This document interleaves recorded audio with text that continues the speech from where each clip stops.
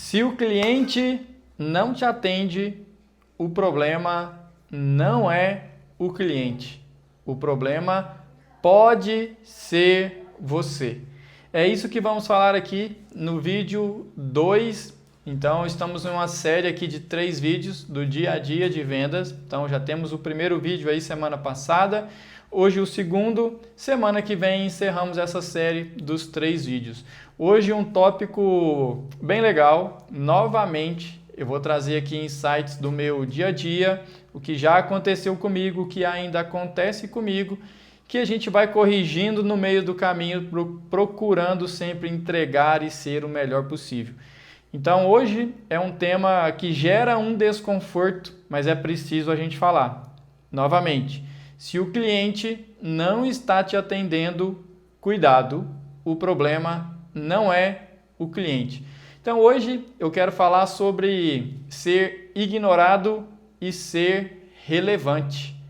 É isso mesmo, o cliente julga você como um vendedor qualquer e aí você é ignorado, ou ele vai te classificar como algo relevante e aí ele vai ter sempre prioridade na agenda dele para você. Então, novamente, se o cliente não está te atendendo, o problema não é o cliente. Qual é a resposta dessa pergunta?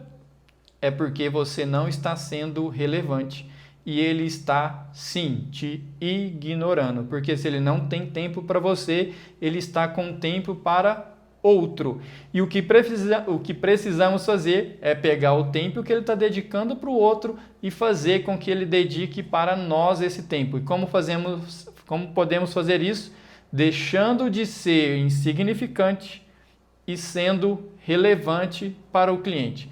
Então, o que eu quero te mostrar hoje, se o cliente não te atende, é porque ele não está ocupado. Ele está sim atendendo outro vendedor, outro executivo, outro representante e você não é a prioridade.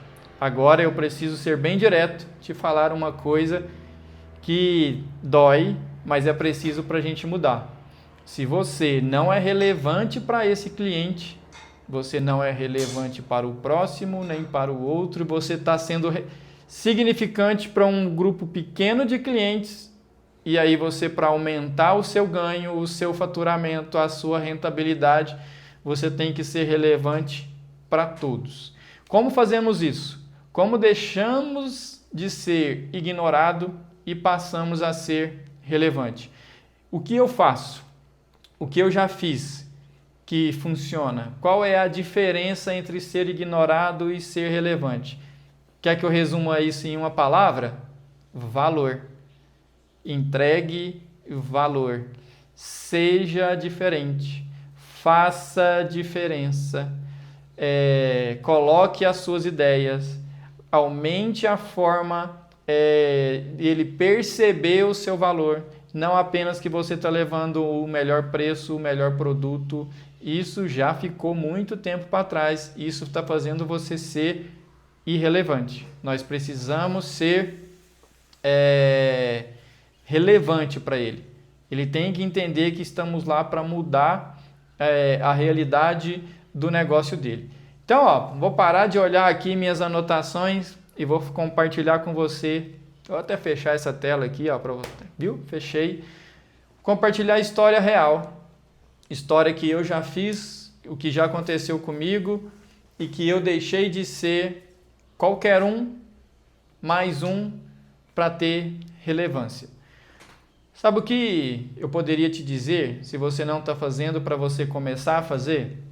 Vou te dar alguns exemplos práticos do meu dia a dia e você pega essa informação e adapta para o seu negócio, para a sua realidade. Vamos lá, vamos pensar em um supermercado, sabe? Ponta de gôndola. Quem negocia ponta de gôndola tem 2 maneiras de negociar. A maneira que todo mundo faz. Oferece volume, porque você precisa de volume para abastecer a ponta de gôndola e precisa de volume para bater a meta. Tá tudo certo. Em troca de alguma coisa. Então me compre mais, eu vou te dar mais desconto, eu vou te dar esse brinde, esse produto para você sortear nessa ponta de gôndola durante 30 dias. Posso te dar um prazo adicional, ou seja, você está levando mais volume, apresentando sim um nível de serviço baixo, mas está apresentando isso para ele. Isso é comum, isso acontece, isso é ser, no vídeo 1 falamos, isso é ser intencional em uma negociação, isso é transformar a informação em afirmação, é pegar o volume e é negociar, é ser sim relevante. Mas me desculpe, isso você não está entregando o seu valor para o cliente. Você está fazendo o que todo mundo está fazendo. Qual é a diferença? O que eu faço, o que eu já fiz e que funciona. Além de tudo isso, tem um ponto aqui. Qual é o produto que vai para o ponto extra? Aqui você já começa a agregar valor. Só um ponto extra dentro da loja, você aumenta a venda. Mas se você tiver cross, se você tiver dupla exposição, se você tiver no checkout, dependendo do produto que você é, se você tiver uma ação para os operadores de caixa, se você tiver uma abordagem dentro da loja que faz isso vender, mas olha só, falamos aqui uns 5 pontos além da ponta de gôndola. Isso é percepção de valor. A gôndola está limpa, o produto está etiquetado. Isso é percepção de valor. Isso é você entregando mais e não simplesmente negociando uma ponta de gôndola. A ponta de gôndola pode ser mista, não precisa ser só um produto. Você diminui o risco colocando mais de um produto na ponta. Você fazendo uma abordagem, você colocando alguém para fazer uma abordagem para mostrar, dependendo do que for o produto, se der para fazer isso, você está induzindo a compra e gerando experimentação, isso é entregar valor. Você está buscando movimentação dentro da loja, dentro do ponto de venda, isso o cliente, o comprador percebe o seu valor. Você buscando uma condição comercial diferente. Então ele compra essa ponta de gôndola, mas você colocando outros produtos, você consegue colocar nessa cesta e não só a ponta. Dentro da mesma negociação, você está agregando valor. Enfim, balançou tudo aqui. Enfim, tem N possibilidades nesse exemplo de você sair de algo comum e ter uma percepção de valor. Mas isso é um caso, né? Isso é um exemplo, é uma negociação. Mas e se não tiver essa negociação, Marcos? Se for no dia a dia, como que eu deixo de ser qualquer um e passo a ter importância para esse ponto de venda? Sabe o que eu já fiz muito, que funciona até hoje? Novamente, tá? Não estou falando que você fazendo isso vai dar certo e nem que precisa fazer isso para que mude. Vou dar o mesmo exemplo aqui, meu exemplo prático de supermercado.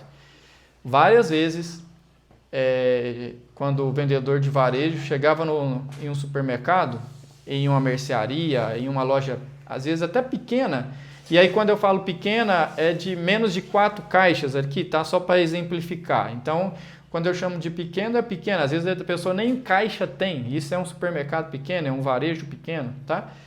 Então, o que acontecia muito? Eu tinha um ticket. Vamos colocar que o meu pedido mínimo fosse ali R$500, R$1.000. Era praticamente o que ele comprava para 3, 4 dias.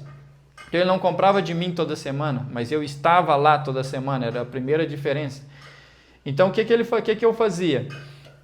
Eu chegava muitas vezes no ponto de venda e ele falava assim, mas você está aqui novamente, eu te comprei semana passada, eu nem vou comprar essa semana. Eu falava, pois bem, o senhor comprou semana passada, onde estão as mercadorias que o senhor comprou? Algumas eu já pus na loja, as outras não. Não, então eu posso ir lá pegar? Eu reponho todas agora.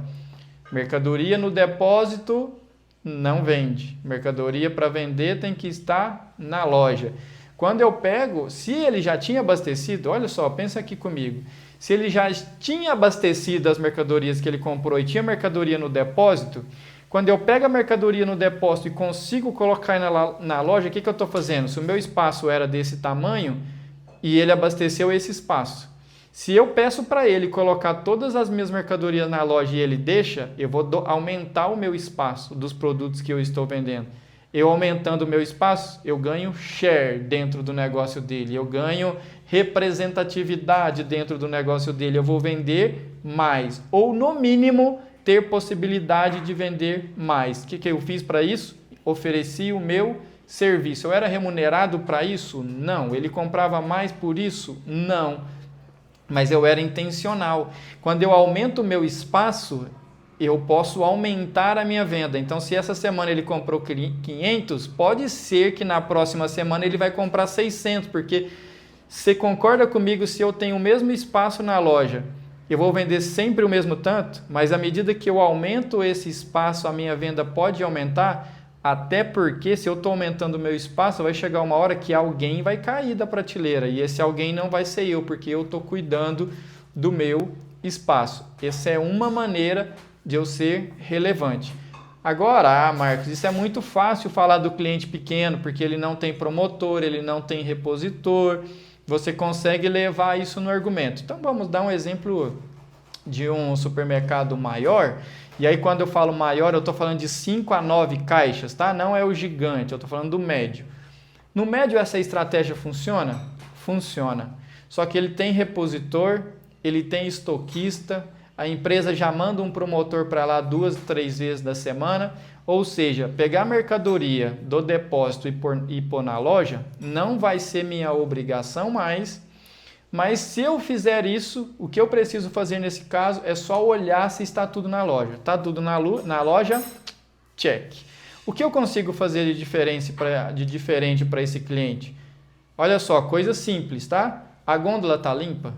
Os produtos estão etiquetados? Coisa simples. Está tudo limpo, Marcos. A gôndola está limpa, os produtos estão etiquetados, agora entra o meu valor, tá? Que eu fazia e que eu faço e que funciona. O preço que ele comprou, e aí você sabe o preço que ele comprou, você sabe que ele aplica uma margem, 15, 40, 30, 20. Vamos colocar aqui 30%. Se ele comprou por 10, ele está vendendo por quanto esse produto no ponto de venda dele? Está dentro da margem? Tá ok. Tá fora, você começa a juntar informação. Sabe por quê? Vai chegar a semana que vem e vai falar assim, ó, vendi menos essa semana, não vou comprar. Ah, mas você vendeu menos. Se você trabalha essa categoria com 30%, o meu produto está 30%, mas se você trabalha essa categoria com 20%, a minha margem, por que a margem do meu produto é 30% e o do concorrente é 20%? Quando você fala de margem, markup e rentabilidade, e você precisa conhecer isso e saber quais são essas diferenças, pode ser até um tema para a gente gravar aqui depois, a diferença de margem, markup, rentabilidade, ROI, a gente pode fazer um vídeo sobre isso. Quando você fala disso com o comprador, ele vai entender que você está agregando valor para ele, que você está cuidando do negócio dele. Então, você começa a mostrar para ele que você domina o ponto de venda, você vai mostrar para ele que você está acompanhando além dos seus preços do concorrente, isso é informação. Com o tempo, você deixa de ser ignorado e passa a ser relevante. Ele não compra toda semana. Eu tenho condição de estar na loja toda semana? Vai lá. Deixa ele te ver. Não precisa você sentar com ele para ele comprar. Se ele compra a cada 15 dias, não precisa você agendar com ele toda semana. Mas seja intencional, vai na loja, deixa ele te ver lá, para ele ver que você está cuidando do ponto de venda, que você está olhando se tem cross, se tem ponta, se tem merchandise, se o promotor foi lá, se vendeu mais, se vendeu menos. Tenha o controle da loja. Se ele é um top cliente da sua carteira, você precisa fazer o seguinte, conta quantos produtos ele tem essa semana. Vou dar um exemplo aqui, do produto C, ele tem 20. Do produto B, ele tem 10. Do produto A, ele tem 30. Essa semana, ele tem isso. Na próxima semana, essa semana você não atende ele. Você foi lá e só contou o estoque e ele te viu. Ele só te viu, você nem não falou nada com ele. Ele só te viu na loja. Na próxima semana é a semana que você vai fazer o pedido com ele. E vamos pensar que normalmente ele vai no sistema e fala quanto que precisa. Então, o produto C, que tinha 20, você chega lá agora, ele tem 5. O produto B, que tinha 10, você chega lá agora, ele continua com 10. E o produto A, que tinha 30, agora só tem... vou colocar aqui, só tem 5 também. E ele vai te dar um pedido. E ele te dá um pedido do produto A, B e C. você pode falar para ele assim, ó, o produto C que você está comprando aqui 15, porque tinha 20, agora tem 5, que você está comprando 15, eu vou te mandar os 15. O produto B que você está comprando aqui 5, não precisa. Porque semana passada eu vim aqui tinha 10, essa semana também tem 10. Então eu vou trabalhar melhor a execução essa semana, eu vou colocar ele em outro espaço, vou colocar ele numa fita, vou buscar um cross merchandise para ver se ele vende mais e aí eu deixo para te mandar esse produto semana que vem. E o produto A, que você tinha 30 e agora você tem 5, e você está aqui está comprando 25, eu vou te mandar 40. Porque esse produto está com um giro melhor. Então, se nós colocarmos ele em um outro ponto, um ponto estratégico, pode ser que vende mais. Você manteve o seu pedido no mesmo valor e você mostrou para ele que você está preocupado com o negócio. Mas vamos imaginar aqui que ele fala assim, não precisa aumentar a quantidade do produto A não, pode mandar só os 25. Está tudo certo. Essa semana você baixou o seu pedido. Vamos dar um exemplo aqui, de 1.000 para 700. Mas você mostrou para ele que você está preocupado com o negócio dele. E que quando você falar para ele que ele tem uma oportunidade de negócio, ele vai te dar ouvidos diferentes. Ele sabe que você não quer empurrar produto, que você está cuidando do espaço, que você está negociando melhor. Ele sabe que você já olhou a rentabilidade, ele sabe que você está equiparando ali com os concorrentes. Então ele já sabe, ele já te conhece. E aí você não está perdendo, você está ganhando o cliente e sendo relevante para ele. O primeiro que na lista de prioridades dele ali, de relevância para ele escorregar, ele te sobe para esse posto ali de ser um fornecedor que está entregando mais. Então, tem uma outra maneira de você agregar tudo isso aqui e potencializar, acelerar. Então, a gente está falando aqui de tempo, né? Como que nós aumentamos isso e colocamos em uma escala de tempo menor? É o que eu chamo de ancoragem. Pega um executivo que para esse cliente ou para os seus top clientes é uma pessoa diferente. É uma pessoa que a hora que chega, vai todo mundo cumprimentar, o comprador respeita, olha o que ele faz. Olha como é a abordagem. Agora deixa eu te falar. Se você também é daquele que chega, ninguém te conhece, você não cumprimenta ninguém, mal você sabe o nome do repositor, aí, meu amigo, está tudo errado. Você tem que começar a dar um passo atrás. O que é um passo atrás? Busca o nome das pessoas, anota no caderno, saiba quem é o repositor, quem é o promotor, quem é o estoquista. Se o comprador tem um auxiliar, o nome dele, cumprimenta todo mundo. Sempre que possível, busca relacionar com essas pessoas. Esse cenário que eu acabei de falar é pessoa que já faz tudo isso. Você já tem que ser uma pessoa benquista dentro do estabelecimento. É o primeiro ponto. Se você não está nesse passo, aí para você ser relevante, você tem que dar alguns outros passos para chegar até esse ponto, de ter relacionamento com o estoquista, com o repositor, de negociar um espaço dentro da loja. Tem loja que quem responde pela loja é a pessoa que abastece, é o comprador. Tem loja que é o estoquista. Tem que falar com o estoquista ali para saber se tem um espaço, quando que uma ponta sai, quando que a outra entra, se eu posso colocar uma fita, se eu não posso, se eu posso tirar uma etiqueta porque o produto está faltando. Você precisa de relacionamento, você precisa ser conhecido e que todo mundo te conheça. Beleza? Olha só, esse é o segundo vídeo. Temos o primeiro vídeo aí que falamos de ser intencional e a diferença de informação com afirmação. Gravamos agora esse vídeo e temos o próximo vídeo que a gente vai fechar essa série de 3 vídeos aqui de como acelerar a nossa carreira de vendas cuidando do dia a dia. Então, te espero aqui na próxima semana para a gente encerrar essa série e aí começar outras, falar de outros temas. Comente aqui qual é o tema que você quer que abordamos juntos aqui para continuar essa caminhada aqui rumo ao sucesso em vendas. Te espero aqui na próxima semana. Se fez sentido para você, você já sabe, né? Compartilha com quem você também quer ajudar, com quem faz sentido esse conteúdo para alguém. Tá fechado? Estou aqui fazendo a minha parte, faça a sua. Seja intencional, seja relevante para o seu cliente, para os seus negócios. Te espero aqui na próxima semana. Tchau!